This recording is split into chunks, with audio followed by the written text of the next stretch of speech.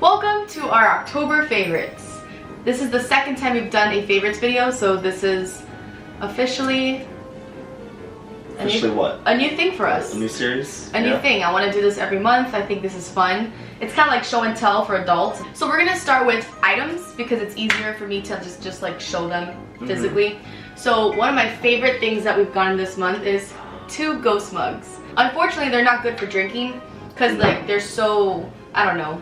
This is not the type of mug that's easy to drink out of, but they're more for decoration purposes. Yeah. This one especially. This one, like, there's no way I could try to drink off of this, like the things in your way. But anyways, this is more for decoration purposes and for the mug collection. So this one we got at Disney Springs. I was looking for a Halloween mug in general. I wanted like a really good Halloween mug to add to the mug collection. And then we were looking and there was a bunch of good options, but this one was the one that was like, this is perfect. We almost got the Nightmare Christmas thing, right? I don't know what he's called, the mayor? The mayor. I think it's the mayor, the double-headed guy. He is kind of creepy. Right. It would have been, it would work too, maybe next year. But this is definitely... But this is better, yeah. I thought this is more like, and I like the back, it says Boo to you.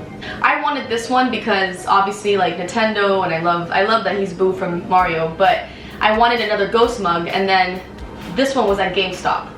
And this one was cheap. I mean, this one wasn't bad too. Oh, I still have the price. It's $19.99. So 20 bucks. I was gonna get them online because I thought maybe it'd be cheaper, but at GameStop I got them for like, I think it was 15 bucks.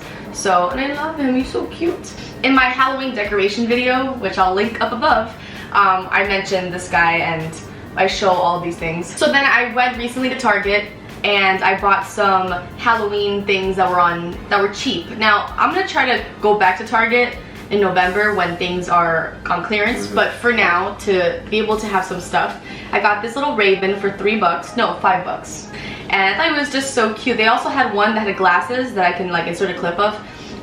He had like little glasses and it was really cute. And I thought both of them would be perfect, but for now I just got one. I also got these wine glasses, and it says I'm here for the booze, and they were $3, not each, together. So a total of $3 for the 2 wine glasses. And I got this little cutie for $3. So I don't know, I just love stocking up on my Halloween decorations and being able to keep adding every year. So the next item I wanted to mention is these little Halloween bats. They're made with black cardstock, and it's literally the easiest decoration that you can have. I actually bought this off an Etsy shop. It was like 16 bucks. No. Was it? No. It was like $4. It was like $6, but then there was shipping. So maybe it was like closer to 10. I don't remember, but I bought these off an Etsy shop. I can link the Etsy shop down below, but to be honest, it's not really necessary to buy it off of Etsy because all you need to do is get black cardstock, like cut out a bat, bend the wings, put a little glue dot, and then like attach it to your wall, and you've got the coolest looking, like everybody has been walking into my house has been making a big deal about these. Not the expensive decorations. The most simple stuff ever is the stuff that people tend to like notice the most. So I think this is the coolest idea, and I want to add more for next year. I want to just get like a bunch of bats and overload the wall with them and make it look like they're taking over the house. Now we're going to mention some experiences from this month that we enjoyed the most. One of them being Horror Nights. Yeah. Horror Nights, obviously, that's like a tradition for us. We go every year. Well, it's been 3 years, so we've been going for the last 3 years. I've been going for like the last 10 years, but I have to say I'm starting to get tired of Horror Nights. But it's nothing against Horror Nights, it's just I think I've been doing it for too long. But this year was cool. The Stranger Things house was probably the most memorable moment, the best house. But I guess it's just that once you keep going every year, it does get a little redundant. I love being able to ride the Mummy while we're there and bring it's a nice day to go to the park, half off. I think what happened is that we spent so much money on those fast passes that it made me feel like we spent so much money. We got the one that's like for 10 p.m. So that means that up until that point, like we had gone to the park around 8. So we had 2 hours or so that we couldn't use it yet. And then from 10 p.m. on we could use it, but it felt like we still missed out on 4 houses. That was the part that the lines just get so long, and we went early in October. I mean, it was practically the end of September, and the lines were so long. So it makes you feel like, I don't know, like you just spend most of your time waiting.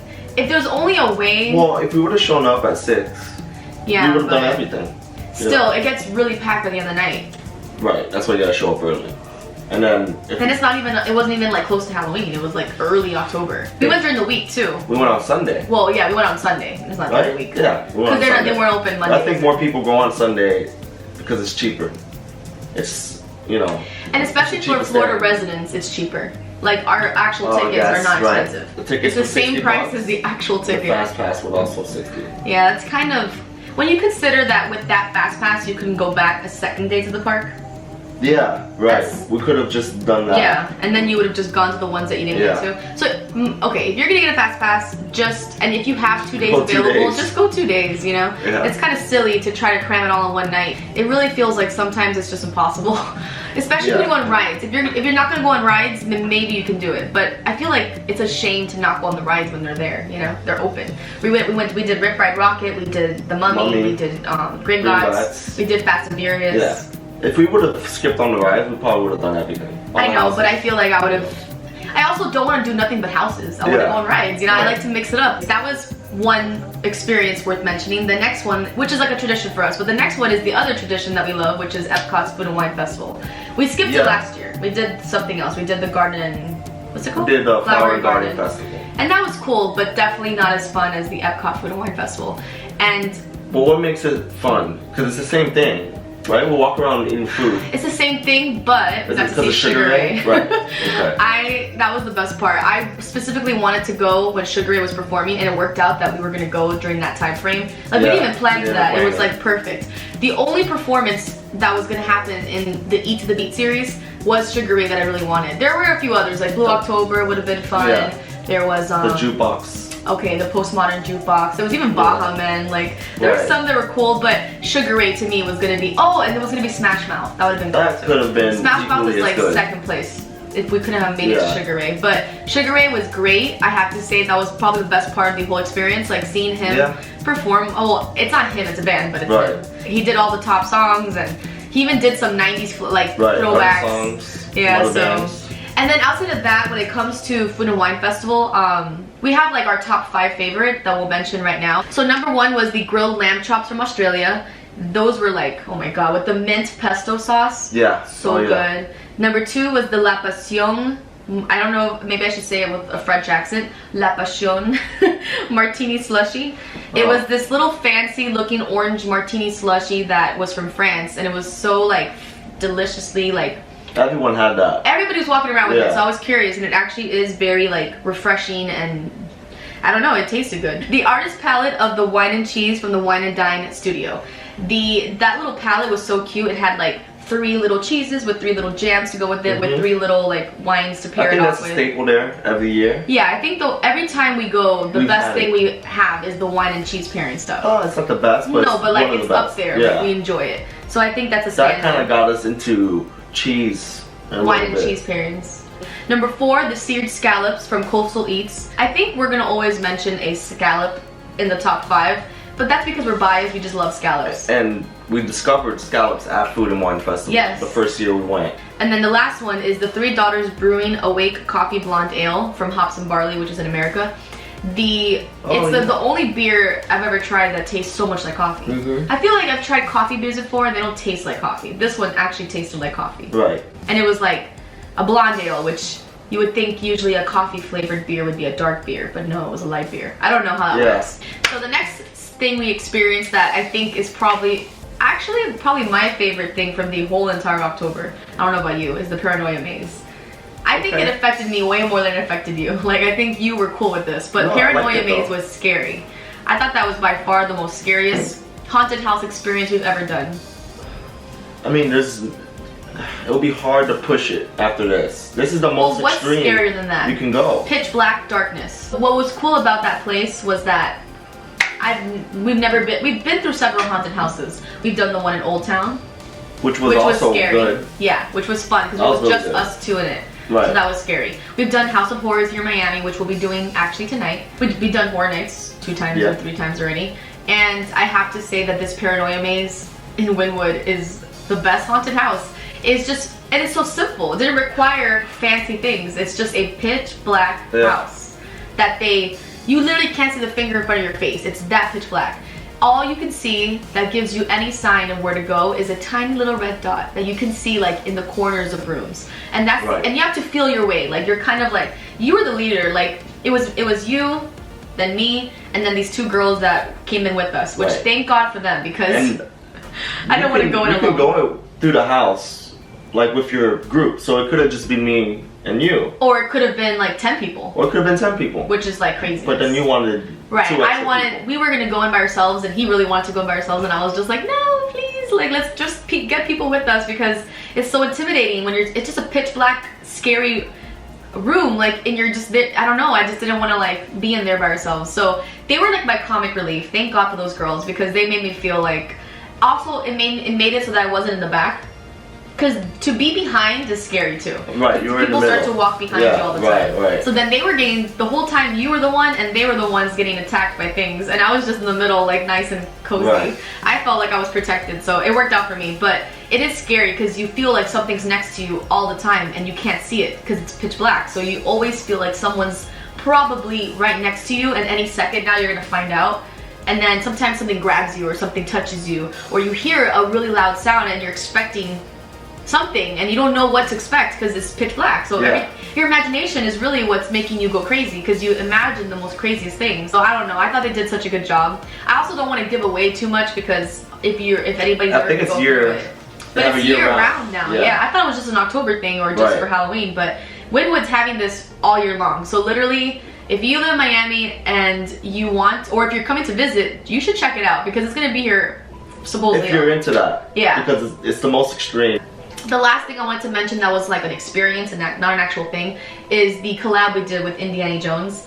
That was so fun. Like, it's so silly because we've never done a collab. We've obviously, we're such a small channel, and like, she's a small channel too, but she's just a little bit of she's about to get to 1,000, so she's so close. Right, if you are watching this right now, can you please subscribe to Indiana Jones? There's nothing, there's everything in the channel is fun to watch. It's all about, if you like Halloween, obviously, it's all about DIYs, like cooking, crafts, recipes, like everything has to do with Halloween. So and she actually dresses up, she gets into characters, she gets people to come onto her videos and dress up as characters with her. And when she thought about Edward Scissorhands for you, I was like, perfect. Yeah. Because you have that face structure, and she was like, I'm thinking he could be Edward Scissorhands and you could be Kim and I could be Peg. And I was like, oh my god, that's actually gonna be fun. And we did like some cool segments with her. And it was quick. Like, yeah, and everything was fast. There was no double takes. Turned me into Edward in like 5 minutes. We did. Me and her like turned you into Edward. Like she just told me what to do, and I was just like doing it. And she never like told us what we were gonna do. She never even like.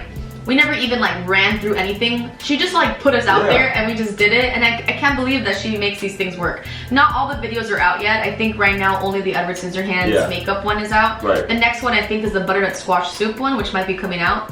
And then after that I think it's, we did this candy infused cocktails with her, where she actually got candy like Jolly Ranchers or whatever, and she like infused it into alcohol, so that way when you make cocktails it's like blue or green, and it tastes like a candy. So so that's a fun one. I think that's the funnest video probably, that is the last one that's gonna come out. But yeah, subscribe to her. She's so close to 1,000 and she's awesome, and I think that, you know, I think and I would love to do another collab with her eventually. Okay, food and drinks. So, food and drinks. Obviously we mentioned food and wine festivals, but so not talking about that. But obviously for me, pumpkin spice, everything has been, this whole month has been all about pumpkin spice. Creamers in my coffee, pumpkin spice flavored coffee, pumpkin spice flavored whipped cream in my coffee, but none of that compares to the best coffee that I've tried so far in Miami, at least. So we went to Brewing Buddha because we went once not too long ago just to try their basic lattes, and then I saw online that they came out with a pumpkin pie latte using real pumpkin, so I had to go try it. And honestly, they're like a place worth checking out. They're very small, and it's not like the most popular spot in the world, but I just feel like they're worth checking out because their lattes and their coffees are actually like specialty ones. Like they're luxury style. They're definitely creative and artsy. And there's one that I need to try next, which is the s'mores latte. It's campfire s'mores, I think it's called, and it has like an actual little like marshmallow that's roasted on top of the drink, and it just sounds like a fun idea. So But the pumpkin pie latte tasted literally like pumpkin pie. And I like my drink. And you have the more lavender. than yours, which was a lavender latte. Which is weird. I never thought I'd be into. I never thought I would like the flavor of a lavender coffee or latte. I don't know why I got it, but it worked out. It was a good idea. Good. Yeah, I think that I appreciate small businesses that are trying to be, you know, different. That's #1 thing for me, is small businesses. Yeah, I guess that's also like something we try to do in our channel too, like show small local spots in Miami that are worth checking out. That's where the best food is. Sometimes that is the best. Yeah. Staying away from big companies and franchises and focusing on the mom and pop stuff is always the best. Going back to a big franchise though, I wanted to mention Trader Joe's. They have this pumpkin pie cream cheese that I think is probably the best thing that, I mean, when it comes to, you know, cream cheeses, like pumpkin pie cream cheese is... Well, there was one beer I had that I liked a lot. I just remembered it right now. It was Snickerdoodle cider. Oh yeah, literally yesterday. We went to the Haunted Pirate Festival. There was a section where they were giving like meads and wine samples, and they had a Snickerdoodle cider. So it wasn't really a beer, but it's kind of like a beer. And it actually tasted very yummy. I hate ciders, but it tasted like it smelled like a cookie. It was weird. It smelled like a Snickerdoodle cookie. Yeah, a cookie? Okay. Sometimes I want to find more shows, and I feel like sometimes we don't get lucky with that. But this month, we've had some luck. We found some shows that were worth mentioning. One of them, well, the main one is Maniac. Maniac was probably the best thing we watched on Netflix this whole month. Yeah. And that kind of tapered off towards the end. Fizzled out by the end. It started off really good, and then it kind of got, I don't know. For us at least. Maybe, the direction it took. You know, everyone else would like it. Some people might have loved it all the way, but I felt like I can by see the end, also people watching the first episode and also not liking any of it too. I've heard some people say that they watched the first episode and couldn't get into it. I liked it. Yeah. Maybe I'm biased because I like Emma Stone and I wanted to watch her. To me, it doesn't matter who it is. You just wanted to watch a good show. Good. And it was original. It's original concept. And really, the only things that impress me nowadays are things that don't make sense. True. So there's things in the show that are so weird and throw you off. You have to just throw me off completely. The thing is that we like Black Mirror. Right. So if you like Black Mirror, you're gonna like the show, I think, because it's very reminiscent of that. So I think if you appreciate like those type of shows, and this is even extra because there's just things in there that they're not gonna address and you they don't give answers to because things. there is no answer to it, you know. But I think it felt like a Black Mirror episode that went on for the 10 whole episodes. season. Yeah. Felt like one story that just kept going. But then it also was different stories at the same time. Yeah. Because there were multiple. Right, and that's where it kind of lost me. Yeah. The next one, which you didn't really get into it, but I did. Atypical. Well, I never watched it. Yeah. You never really got to see it. I started watching Atypical, and I ended up falling in love with the show. This is season 2. Season 1 I watched back when season 1 came out, but then season 2 just came out. I kept watching it, and it actually ended up being really good. I mean, the last episode definitely tells you that there's going to be a season 3, it's going to keep going, so I'm probably going to watch season 3. But I liked it. I think it's worth mentioning. I love the characters. I think every single person in that show adds something to the show. Like, the only characters I don't like is the mom, but I think we're not supposed to like the mom, so. But that's a good thing. Right? Yeah, you can't like everyone. They're trying to invoke emotion from you, right? I hope we're not supposed to like her because I don't like her. I was so happy when I found out that in Practical Jokesters and Carbonaro Effect got added to Netflix, because those are some of my favorite shows back when I would watch TV. We don't watch cable, so I don't watch TV anymore, so I never was able to. And I remember we were talking about it recently. I was like, when are they gonna, like, where can I 3 days before they put it up? I was like, where can I find episodes of Impractical Jokesters and Carbonaro Effect that I can just binge on, because I love those shows.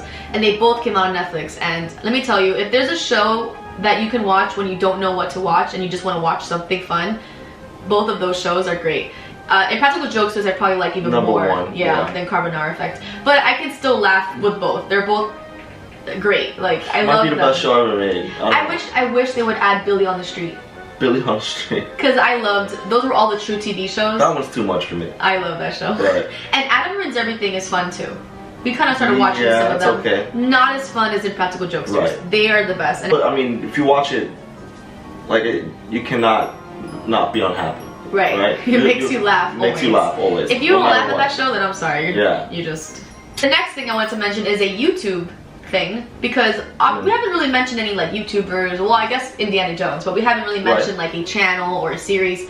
But everybody's talking about it. I know, but Shane Dawson's docuseries. Yeah. Not just this Jake Paul one, but all the ones he's been doing up until now. The TanaCon thing, the Jeffree Star thing, even the Trisha Paytas one. All these things he's been doing. Trisha Paytas one? Well, he did Switching Lives with her. Yeah, it's simple, but yeah. He's been doing these style of documentary kind of things where, or not documentary, but it's like a series of like a TV reality show. Television. I love what Shane Dawson's doing. Like I find him to be the most, like, obviously he just won Creator of the Year. He's the best, yeah. Yeah, so obviously he's the best, and I think and I was watching him back when he was just making like food tasting videos and like silly videos. Like I wasn't even, I mean, I'm sure there's a lot of people now who just caught on recently because of this whole Jake Paul thing. Right. But Shane Dawson has been killing it for a while now. Like the past year, he's grown completely. Yeah. He's changed completely as a creator, as a YouTuber. Like his style has changed so much. He's just gone to the next level, and I admire him. I admire what he does. I think it's so different, and it's taking the ladder up from YouTube to like from just YouTube videos like this to like movies and shows. You know. So the last thing I'm gonna mention that you didn't watch because you didn't want to feel emotions. I didn't want to watch it that day. A Star is Born. Yeah. Everybody's obviously talking about this movie. It's amazing, so it's worth watching. If you're ready to like get invested in a love story and cry at the end, but also listen to great music and watch Lady Gaga be an incredible like actress and singer, and watch Bradley Cooper be a totally different character than you've ever seen him in. Bradley Cooper. Yeah, but in this he's a different guy. He's not even remotely Bradley Cooper. He is this country guy with the thick accent that mumbles practically. I don't know, Lady Gaga too. I mean, she seemed like a different person. Sometimes I would forget she was Lady Gaga, which is good. Yeah. That meant that she was being a good actress, because I actually would forget sometimes. I ended up going with his sister, and like we were just, at the end of the movie, we were just looking at each other and just crying, and then when we got to the car and he picked us up, we were just like, it was so sad. It is definitely a sad movie, but I guess I didn't realize that this was the third or fourth version of the same movie. Yeah. I mean, I guess if you've seen the other versions, then you would know what to expect. You kind of know what's going to happen. But I didn't know that, so I didn't go into it knowing at all what the movie was going to be like. All I knew is that it was going to be involved. It was going to involve music, and then it took me in my mind back to La La Land and how much I loved that movie. So I was like, oh, maybe this will be kind of like that. But no, if anything, the next movie that's going to be kind of like that is Bohemian Rhapsody. Yeah, I guess. That'll be in our November favorites. I hope. I know that's going to be a good movie. I hope so. Yeah. I think that movie's going to be what I wanted. I really hope it is. So I guess the next time you'll be seeing us, next time you'll be seeing our favorites will be for November. Right. And we have a lot of fun stuff in November planned. So I think it's going to be... Might be better than... It might even be better than October. Yeah. I think October was better than September. I think November's going to be better than October. Right. And we'll see how our December goes. December's so we going to be hard. Some fun stuff planned for November. Yeah. So thanks for watching our October favorites. Like and subscribe and click the notification bell and all the things. All the YouTube things. All the YouTube things that they tell us to do so that we can grow as a channel. So, woohoo!